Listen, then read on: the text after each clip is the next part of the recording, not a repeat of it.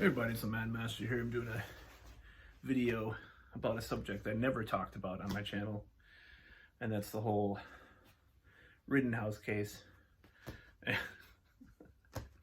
I guess, I don't know.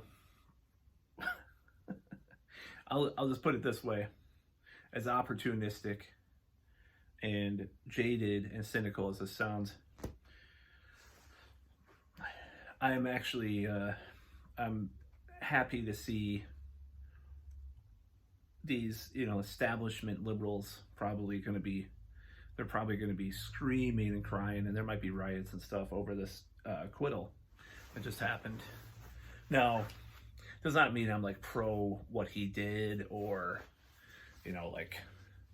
don't think he was just kind of, if you look at the case, he was guarding the store his father lived in, or stepfather lived in Kenosha. He worked in Kenosha. There's a lot of things about the case that the media got completely wrong. All three people that he killed were white. All these things that I just, I saw some of the blue check marks and young Turks are like, really? That was what, Anna Conspiracy, oh, I guess I was wrong. Well, there's an agenda with the media nowadays, so I don't really understand what this agenda. It's like this woke corporatist hybrid that people are trying to do. It's like, oh, keep your mind on this divisive politics, divisive identity politics, and while the billionaires get richer, while people suffer even more from whatever it is, So in a way, I think it's a victory for at least partially the truth, because last year when these protests happened, I was just appalled at the hypocrisy of the left about, oh, we're supposed to be distanced. We're supposed to all together while we apart. We're apart. Oh my God, we gotta be apart, oh, we gotta save everybody from the virus. We can't, oh, you're a horrible person. You're a horrible person if you get together with other people. Months later, get together with other people. So I'm just like the egg on these people's faces right now, probably just the seething rees from all the SJWs who drink their Starbucks latte that, I'm a hypocrite, of course, because I drink Starbucks, and while they're, on their expensive laptop that's made with slave labor from China, complaining about justice. You don't have fucking justice. You're worshiping you're a fucking authoritarian, white privileged liberals that are trying to impose your warped sense of reality on the world and the country, while you're a total hypocrite, And this is, I'm not pro Rittenhouse, it's like, okay, you're gonna go to a protest with a gun to guard a store is kind of silly, I'm not pro Rittenhouse or anything, or even I'm like, well, I guess you're protecting property, because he was protecting the store from being burned down by a bunch of protesters and stuff. So I mean, there were burnings, at the same time, the police, I'm not a pro police person either, and I'm pro,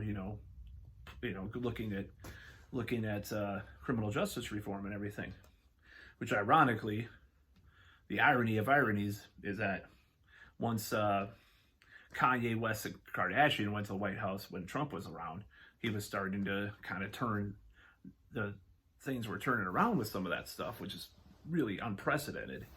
But I'm not pro-Trump either, but I'm just saying, got to take your wins where you can. So this whole Rittenhouse, acquitted on all charges, I think it just shows you that there's a backlash against the last 2 years plus this, I would say 3 years, 3 to 5 years of this total bizarre conflagration of elements that I've always been suspicious of since the beginning. I was suspicious of Russiagate. I was kind of agnostic about Russiagate. I was like, yeah, I don't know, maybe that could be, but who cares? America's interfered in 60 elections since 1955 or whatever. And it's like, we're gonna all of a sudden like try to say, oh, you interfered with your election. Look at your fucking own country, motherfucker. You know, and the imperialist fucking Democratic Party. You know, just to give you an example, I secretly cheer anything that warrant, you know, that signals that destruction. Not that I'm a Republican at all. Just saying, you know, because now, you know, it's just like their agenda is failing. Because what we have to do is destroy this establishment narrative of everything, you know, because it's hypocritical. It's self-destructive in the end. Look at what's happening. It's just like Operation Foot Bullet, you know, it's like, you know, everything that's happening with the, all this stuff. It's just, I'm not only talking about, I'm talking about everything, because it's just all been, you know, the billionaires making more money last year than they ever have in their lives. Just all these things, you know, we gotta stand up against this shit. You know, if there was a less corrupt, you know, even with these mandates, you know, if there was a less corrupt government imposing them, I think people would accept them a lot more. Or if there was, you know, less corruption at the top levels, people would accept it a lot more. But no, you know, it's just like, I mean, I don't know. So do I think Kyle Rittenhouse was a white supremacist or something like that? No, I don't believe that. But, you know, he's a little bit right-wing kind of gun nut kind of kid or whatever. You know, I'm just like one of those kids that you meet, you know. Yeah, sure. And I don't completely support what he did, but he was acquitted on all charges. And, you know, it's like them trying to dox, like MSNBC was trying to dox some of the jurors and doing all this crazy shit. It's like, you know, of course, and if they're getting harassed by people and stuff, of course they're going to vote like, fuck you. People are fed up, okay? And yeah, it's taking a right direction, rightward direction with the resistance against what's going on.